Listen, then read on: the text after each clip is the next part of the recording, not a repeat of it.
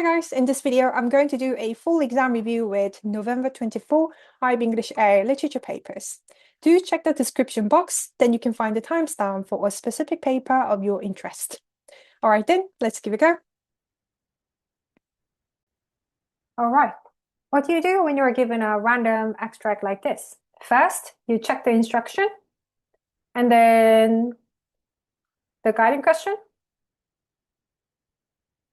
And then you read the details of the given extract and you plan your essay with two main ideas, But for this video, I introduced you to this essay outline with the assumption that you already read this extract. So if you haven't, you better need to pause the video and read first.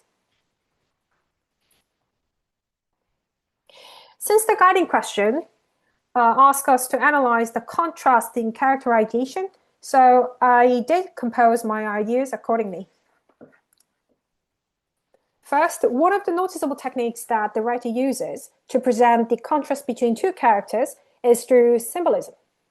So one is yo-yo. It implies optimism, idealism, and childishness that the male character represents. It shows how he approaches life and finds peace, which is mostly done by denial or disregard of real-life challenges. So all suggest a compromising avoidance one can choose when faced with difficulty. The other symbol is newspapers. It symbolizes reality and responsibility that the female character possesses. So real-life challenges that she faces and struggles to deal with. Next, I thought that it is worthwhile to analyze the stage directions that are performed by the characters. First, the male character, next is the female character. These contrasted use of stage directions present his optimism, happiness, and disregard with her pessimism and anger. They successfully establish the tension between two characters because they behave quite strikingly different. Last, the contrast between two characters are found via the use of tone. So first, the grandiose tone that the male character uses, from these quotes, we can see that he shows almost absurdly optimistic behavior. And contrastingly, the critical tone that the female character uses, it shows her anger and frustration with her poor working condition, which is exacerbated by the fact that there will be no pay increase. And additionally, she presents a frustrated tone as well. So her aggressive rhetorical questions imply his disconnection from everyday world and followingly her bitter despair. You can finish your conclusion by first restating the thesis and put some word on the reader impact or reader engagement. So that would be enough. All right, this is the end of the first extract. Let's move on to the next one. For the second extract, you check the instruction, check the guided question, and check the detail.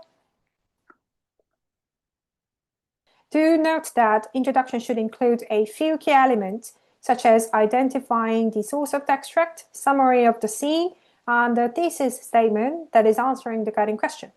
Then here comes the main content. As the guiding question asks us to analyze the ways and effect of which the relationship between the main character and his homeland is created, I did compose my ideas accordingly. First, one way that the relationship between he and his homeland is established is portrayed via vivid natural imagery. Description of natural elements such as cold ocean wind, the sun belonged here, he did not, is used to develop Alan's sense of guilt, distance, and confusion. All show that he feels like he does not feel the sense of belonging or being welcomed here. More specifically, the portrayal of sun, whilst it represents the passage of time, and it also used to trace Alan's growing alienation and discomfort, as you can see from the quote. Instead of warming him, it only served to make Alan feel more uneasy. Next, the use of indigenous language, Hawaiian language, works to portray the relationship of the two. First, the use of Hawaiian language do function to highlight the theme of the cultural identity and all evoke a unique setting of this extract. At the same time, it shows how grandmother represents close ties to land and culture, from which Alan has been separated and alienated, and it highlights his lack of belonging. Last, colorful use of metaphor is worthwhile to be analyzed. The expressions like an invasion of his grandmother's world, every mouthful he took felt like stealing. Here, Alan is described as an invader in his grandmother's home, which highlights his guilt and alienation in his birthplace, Hawaii. Also, the expression like she served silence.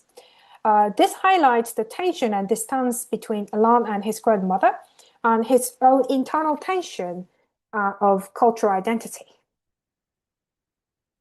And don't forget to finish your conclusion with restating the thesis and putting a few words that talk about reader impact. All right, this is the end of the paper 1. What's following is paper 2. For the paper 2, as we all know, there are many different ways that you can compose your paper 2 essay. Since you all have different text that you use in your paper 2 essay, and you all have different combinations. So this exam review is only for a reference, hopefully helping you to get some idea how to interpret the core mission of the essay prompt and compose your essay by applying your own text. And then, long rambling short, let's give it a go. Question number 1. Discuss how the writers of 2 works you have studied depict social tensions. So for this prompt, the key word is social tensions. And one way to compose ideas for this essay is you can think of multiple types of social tensions that are presented in your text, which means you focus on content rather than the techniques. So in body 1, you can talk about the one type of social tension, which is from class and power. So you show how social class division is presented, especially through characters or plot. And in body 2, you can talk about one other type of social tension, which is about gender roles and patriarchy. So in here, you analyze how each author reveals tension in gender expectations. Last would be about individual versus society. So in this case, you compare protagonists or other characters who resist or fail to fit into social expectations. Maybe a different way to compose this essay would be you can focus on how. So your body paragraphs can be constructed by each technique used. So potentially you can choose to go for symbolism for the body 1, context for body 1, context for body 2, etc. Question number 2. Referring to 2 works you have studied, discuss how effectively the writers communicate with the reader. For this prompt, it's so much easier to go for literary techniques, since this is about the way that writers engage the reader. So potentially your essay can have these ideas. So the body 1 can be about the narrative voice and perspective the writers choose. So you answer, how does the perspective affect the reader's engagement and understanding? In body 2, you can talk about the structure or form that the writer choose for the work. So in here, you talk about how does the organization, such as chronology, chapters, pacing, communicate the meaning of the story, such as it is constructed to have nonlinear structure, realist narrative order, so it works to engage the reader in a certain way. Last can be about symbolism. So in here, you analyze what symbols or motifs communicate complex ideas to the readers effectively, Question 3. How does the narrative voice shape the reader's understanding of the characters' identities in 2 works you have studied? I reckon this prompt would have been the most tricky one, since one of the key words is narrative voice, and usually one text tends to have one type of narrative voice style, so it would be a bit challenging to compose 3 different bodies using one narrative voice. So, and then you analyze how this works to shape the character's identity. So my suggestion is, considering the type of narrative voice that your texts have, such as first person, third person limited, omniscient, unreliable narrator, whatever that is, your text both have like sharing or each narrative voice, So based on that, you compose your bodies like in body one, based on one type of narrative voice that your text entirely has, character one and character two, character three. Or it can be about each identity, like identity about gender, identity about religion, or identity about social entity, whatever. So it can be divided in either character-wise or identity-wise. That's my recommendation. For last prompt asks, how do the writers of two works you have studied represent gender and to what effect? So obviously the key word is gender, and one way to construct the essay is, first, body one is through characters.